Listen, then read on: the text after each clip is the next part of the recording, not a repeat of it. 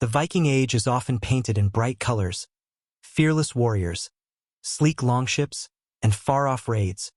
But underneath those old stories and legends, I've come to realize there's a much harsher reality. The Vikings lived, fought, and died in a world where violence wasn't just common. It was practically the air they breathed. This isn't a tale about glory or heroics. For me, it feels more like a step down into the darkest corners of Norse history, a place where death didn't show up only on the battlefield, but through torture, rituals, and brutal acts of revenge. What follows are some of the most horrifying deaths recorded among the Vikings, described by the few people who either witnessed them or somehow survived long enough to tell the tale.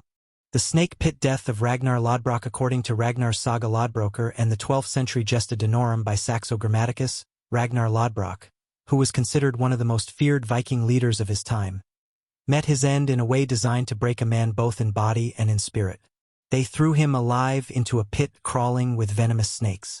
This happened around 865 CE, after Ragnar tried and failed to attack Northumbria, a kingdom located in what we now call northern England. King Ella of Northumbria captured him, locked him away, and sentenced him to die without even giving him a proper trial. For Ella, it was payback for all the raids Ragnar had led along the English coastline. The whole execution was meant to be symbolic and unbearably painful. Most historical accounts agree on that much. Ragnar was stripped of his weapons and armor, then lowered into a deep pit writhing with live serpents, probably adders or other venomous snakes native to the region.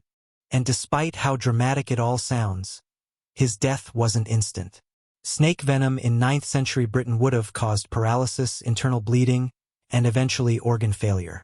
Depending on the types of bites he suffered, Ragnar likely spent hours in agony, his nerves overwhelmed by neurotoxins while his organs slowly shut down under the effects of hemotoxins.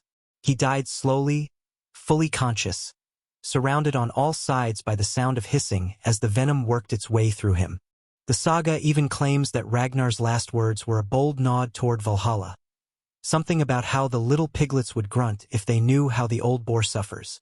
Even if that line is more poetic than factual, it reflects how deeply the Norse culture tied suffering, revenge, and legacy together.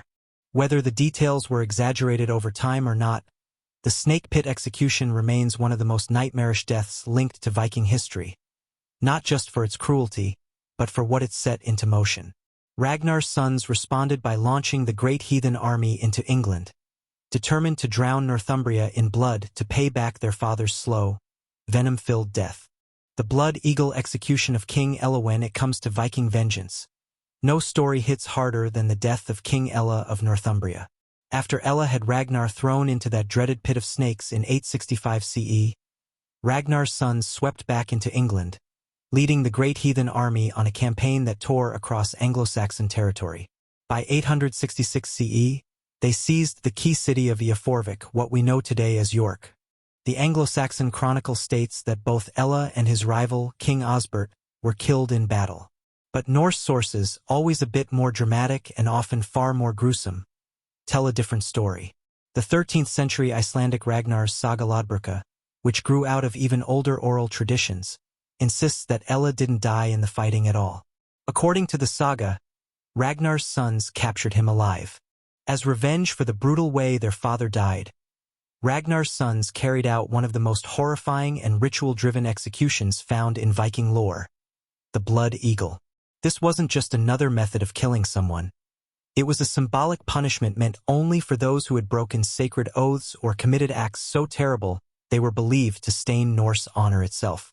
The whole ordeal began with the victim being tied down, forced to lie face first on the ground. From there, the executioners would slice open the ribs along the spine using blades or axes. Each rib was then snapped outward, one by one, until the victim's back took on a shape that resembled a pair of wings. This grisly process is mentioned in the Skaldskaparmál and the Orkneyinga saga, both of which describe the carving of an eagle into Ella's flesh.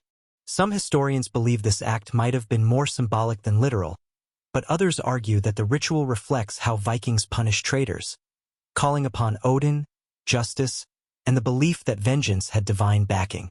Either way, Whether Ella's final moments happened exactly as the sagas claim or whether they were amplified over generations of retelling, his execution became the ultimate symbol of Viking fury. It wasn't just designed to end a life. It was meant to rip apart a man's legacy and dignity in the most agonizing way possible. His death served as a chilling reminder that those who violated Norse honor wouldn't simply fall in battle. They would be torn open in ritual torment, left dying with their lungs splayed like wings beneath a sky that offered no comfort from the gods. St. Ebba's monastery burned with the nuns inside by 870 CE. Viking raids across Anglo-Saxon England had reached a whole new level of brutality.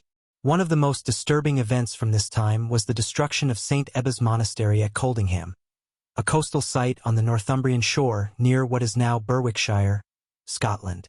The story is preserved in the Liber Iliensis from the 12th century and the Chronicon ex Chronicles by Florence of Worcester, and even the old medieval writers, who weren't easily shocked, found this event hard to stomach.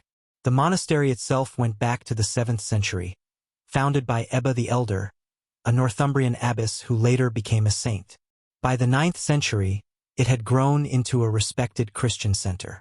But being perched right on the coast also made it an inviting target for Viking raiders, who saw monasteries as soft, undefended stockpiles of silver, manuscripts, and potential captives. According to the Liber Iliensis, when the monastery received word that a Viking fleet was heading straight for them, the abbess made a desperate and almost unthinkable decision. Afraid the nuns would be assaulted or dragged off into slavery, she convinced every woman in the community to mutilate herself so she would no longer be considered desirable. Each nun reportedly cut off her nose and upper lip, purposely destroying her own face in hopes of escaping the raiders' intentions. But even that horrific act didn't stop the Vikings. When they reached the monastery and saw what the women had done, the raiders reacted with an icy, ruthless cruelty. The Vikings sealed the doors of the church and the monastery, then set the whole place on fire, burning every nun alive inside. What makes the destruction of St. Ebba's monastery stand out as especially horrifying isn't just the violence itself. It's the psychological weight behind it.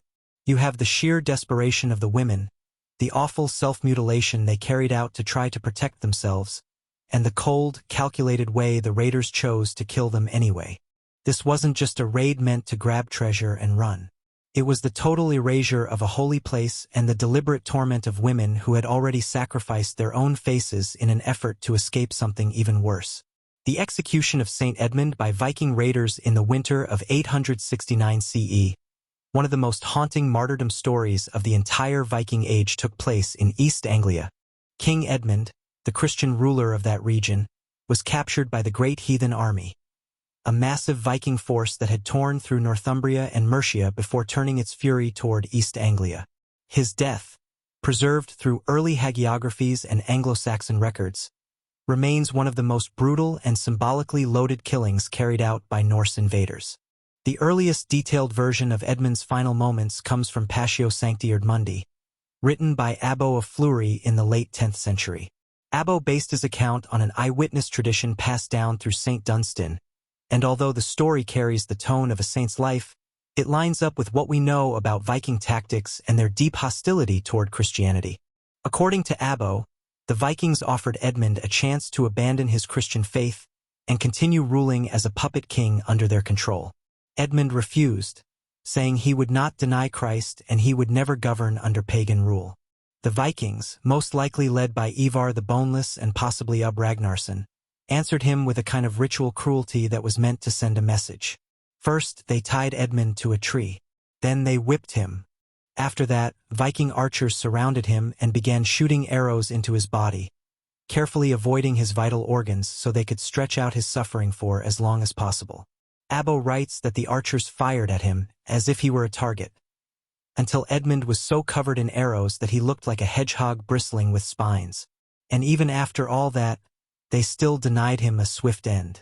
The final act was beheading him and tossing his severed head into the forest, making it harder for his followers to give him a Christian burial.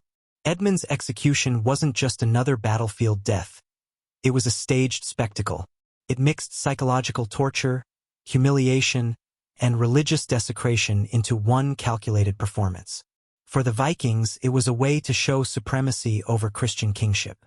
For the people of Anglo-Saxon England, it was a terrifying reminder of the cost of resisting the Norse war machine.